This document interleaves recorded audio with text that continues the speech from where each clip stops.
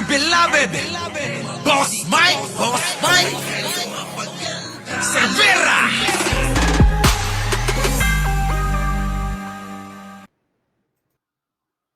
Magandang umaga, magandang hapon at magandang gabi sa amandako ng mundo naroon kayo. Siyempre magandang buhay na rin para sa ating lahat. Ang laki ng problema ni Rendon, oo. Grabe. Ang laki ng problema. Panoorin niyo 'to.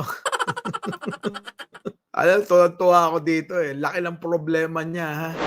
Tungkol sa pagtaas ng presyo ng itlog, pagbabago ng mga timbang ito, ano ba yung masasabi? Hindi, nagagalit ako kasi ang taas na ng presyo ng itlog. Hindi na kami papayag. Apektado yung fitness industry. Lalong-lalo na yung mga mahihirap nating kababayan. Nananahimik ako sa gym eh. Pero pag ganito, hindi ako makakapayag na ganito yung mangyayari sa atin. Gawan ninyo ng paraan yan. Gawin ninyo ang lahat para mapababa ang presyo ng itlog.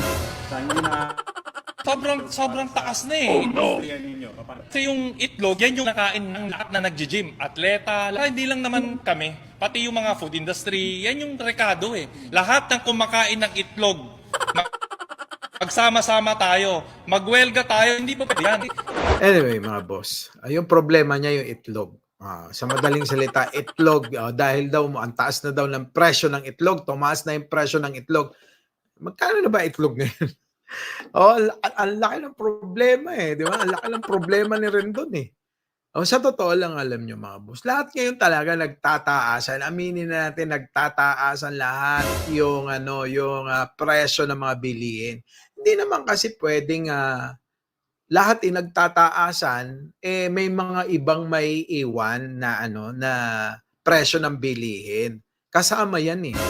'Di ba? Kasama yan. At kung ikaw hihingi ka ng hinaing na dapat dahil sa itlog 'di ba?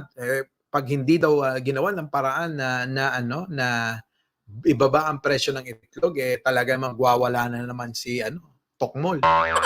Ha? Alam niyo mga boss, hindi lang dapat yung itlog, kung hihingi ka rin lang ng pagbabago sa mga presyo ng mga bilihin, hindi lang itlog, dapat lahat, dapat ay mapababa. Mag-umpisa yan sa gasolina, sa mga pangunahing bilihin, 'di ba? Yung madalas na binibili, asukal, ano pa, presyo ng mga karne, presyo ng isda, bigas. Dapat yan yung hinihingi natin na dapat ay ibaba pare-parehas. Kaya lang hindi nga magawa dahil nga sa nangyayaring problema sa pandaigdigang natin, 'di ba? Crisis. Talagang lahat yan magtataasan. Hindi lang, ulitin ko, hindi lang sa bansa natin, maging sa iba't ibang panig ng mundo, lahat ng mga presyo ng mga bilihin nagtataasan. Kaya wala tayong magagawa ng basta-basta riyan, 'di ba? Yan ay yan ay dapat ay pinag-aaralan kung kailangan ba talagang ibaba, kailangan ba itaas. Pero sa tingin ko mga boss, no, hindi talaga po pwede na ang ibang bilihin bababa, mananatili sa presyo Samantalang yung ibang mga bilihin nagtataasan. Paano naman yung mga taong namumuhunan diyan? 'Di ba? Paano naman yung mga taong nagnenegosyo sa mga ganyang 'di ba? Sa mga ganyang negosyo ng diyan sa klase ng negosyo ang negosyo ay yung itlog nga. Paano naman sila? Ibig niyo sabihin yung presyo ng mga bibilin nilang iba na pangangailangan magtataasan, samantalang sila mananatili sa ganung presyo. Tingin ko hindi naman. So itong hinaing na ito, itong mga pinaglalaban na 'to ni Rendon, Diyos ko, alam niyo yung style na medyo minsan isipin mo may sapak talaga sa ulo 'di ba? Anyway, mga boss, yun lang nakita ko lang, no? Ang laki ng problema niya.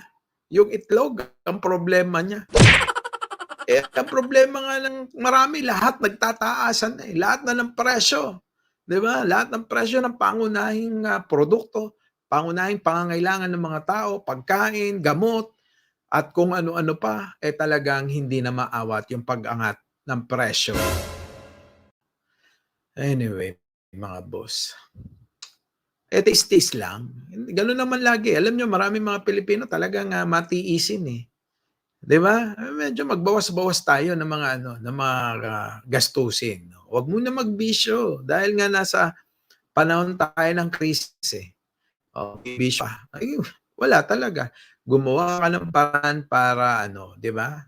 Para maibigay mo sa pamilya mo, para magawa mong maayos yung buhay mo, para kumita ka sa kaparaanan tama, sa paraanang parehas na laban. Huwag niyong gagayahin yung mga politikong pulpul diyan. Walang ginawa kundi mangurakot. 'Di ba? Yung mga natin, yung mga leader natin, yung mga nandiyan diyan sa gobyerno. 'Di ba? Karamihan diyan talaga namang aminin na natin magnanakaw talaga. Ay nako.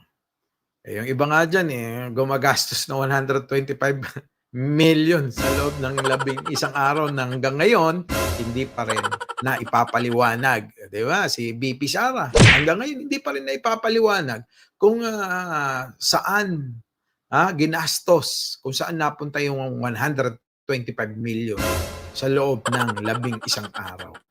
Ay nako. Taste lang ho kayo, may awa ang Diyos at tayo naman mga Pilipino kahit ano pang hamon ng buhay, kayang-kaya natin 'yan. 'Di ba? Kayang-kaya natin 'yan. Matibay tayo, matatag tayo Oh. Eto pa kaya, marami na tayong dinaan ng krisis, marami na tayong dinaan ng bagyo. At kung ano-ano pa, nakinaya natin, yan pa kaya. Laban lang. Muli. Mike Cervera po. Mali natin ang ating kapwa, ipagdasal natin lagi ang ating bansa. Magandang umaga, magandang hapon at magandang gabi sa man dako ng mundo naroon kayo. Our beloved Boss Mike, Boss Mike.